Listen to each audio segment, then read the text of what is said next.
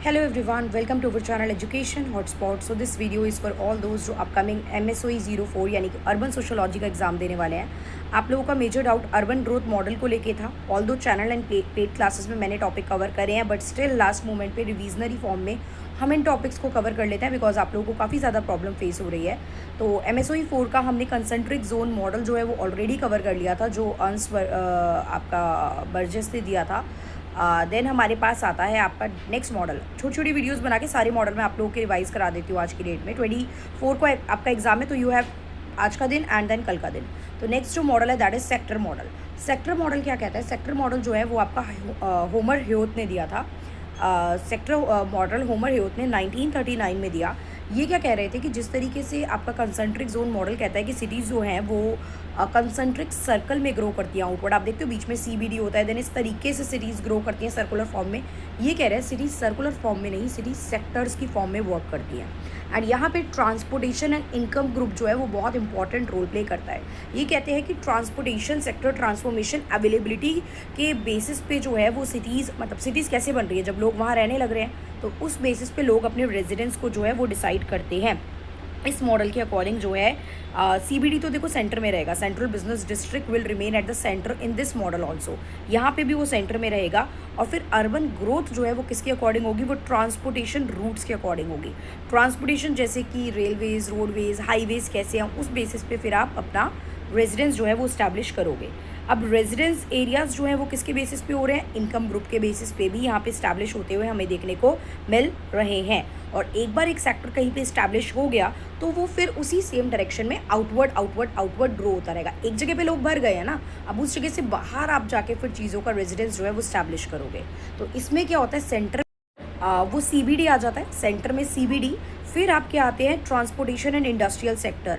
अब transportation and industrial sector के near by factories establish होती है। देखो वेरी ऑब्वियसली फैक्ट्रीज वहीं इस्टेब्लिश होंगी जहाँ पे ट्रांसपोर्टेशन आसानी से पहुँच सकता है, क्योंकि रॉ मटेरियल लेके आना है, फिनिश्ड गुड को मार्केट तक लेके जाना है। तो CBD के बाद ट्रांसपोर्ट एंड इंडस्ट्रियल सेक्टर।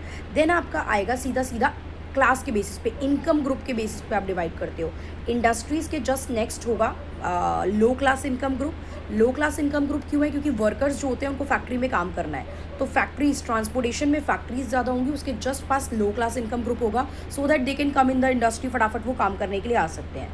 फिर उसके बाद होगा middle class income group. Middle class income group अपनी स्किल्स, एडमिनिस्ट्रेटिव सर्विसेज देते हैं, तो they will come to the like transport sector, और या फिर वो CBD में आएंगे काम करने। फिर उसके बाद आता है आपका rich class, high class residential group. तो इस तरीके से यहाँ पे सिटीज़ का जो होता है वो डिवीज़न होता है, सेक्टर्स का डिवीज़न होता है। ट्रांसपोर्ट एंड इनकम को बहुत ज़्यादा इंपॉर्टेंस दी गई है। सबसे पहले CBD, central business district, then यही याद करना है आपको, यही प्रेजेंट करना होता है एग्जाम में, तो इसके तो रट्टा मारो अच्छे से, राइट। एंड देन आपका आएगा industrial sector, transport and industrial sector, then low class residential sector, middle class residential sector, and then high class residential sector, right. ये क्या कहता है? ये जो आपका सेक्टर मॉडल है ये इस बात पे फोकस करता है कि ट्रांसपोर्ट जो फैक्टर है ये बहुत इंपॉर्टेंट है और ये इन्फ्लुएंस करते हैं आपकी रेजिडेंस को।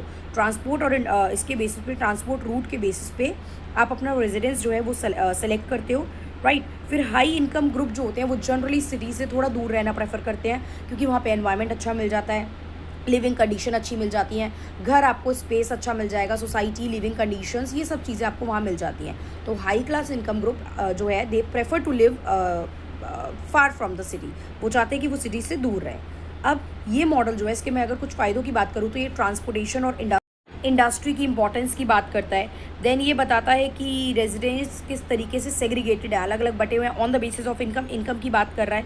ये थोड़ा ज़्यादा रियलिस्टिक लगता है कि येस इनकम फैक्टर जो है वो एक रोल प्ले करता है, तो ये थोड़ा सा हमें ज़्यादा रियलिस्टिक लगता है, राइट। लेकिन इसको भी क्रिटिसाइज़ किया गया कि भाई आप अर्बन ग्रोथ को बहुत सिंप्लीफाई कर रहे हो, आप भी कैसे एक दो फैक्टर के बेसिस पे कह सकते हो कि यही फैक्टर हैं जो रिस्पॉन्सिबल है अर्बन ग्रोथ के लिए, तो ये भी ओवर सिंप्लीफाई कर रहा है अर्बन ग्रोथ को। फिर आपने मल्टीपल बिजनेस सेंटर की बात नहीं की, आप सिर्फ एक ही बिजनेस सेंटर को लेके बात कर रहे हो, सेंट्रल बिजनेस डिस्ट्रिक्ट और फिर इनकम ग्रुप। तो आप मल्टीपल बिजनेस सेक्टर और मल्टीपल फैक्टर जो रेजिडेंस की अफेक्ट कर सकते हैं किसी के रेजिडेंस को, वो आप एक्सप्लेन नहीं कर रहे हो। क्लियर? सो आई होप समझ में आया होगा, कुछ पॉइंटर्स आपको मिल गए होंगे। अच्छा, अर्बन ग्रोथ के 2 मॉडल एक क्वेश्चन में भी पूछ सकता है, सिर्फ एक ही मॉडल भी बता सकता है। तो अगर सिर्फ एक ही मॉडल आए, पहले अर्बन ग्रोथ का मीनिंग बताओ, फिर बता दो देयर आर मल्टीपल फैक्टर, 2-4 इन सब के नाम लिख दो, exploitative model, sector model and then concentric zone circle, फिर सेक्टर मॉडल को एक्सप्लेन करना स्टार्ट कर दो। Given by Homer Hoyt in 1939 and press detail इसकी बताओगे। इफ़ यू वांट तो आप मुझे बताइए, मैं होमर हेयोथ के बारे में भी थोड़ी सी इन्फॉर्मेशन शेयर कर देती हूँ, so that you can put that data also in this answer. So that's all, thank you everyone.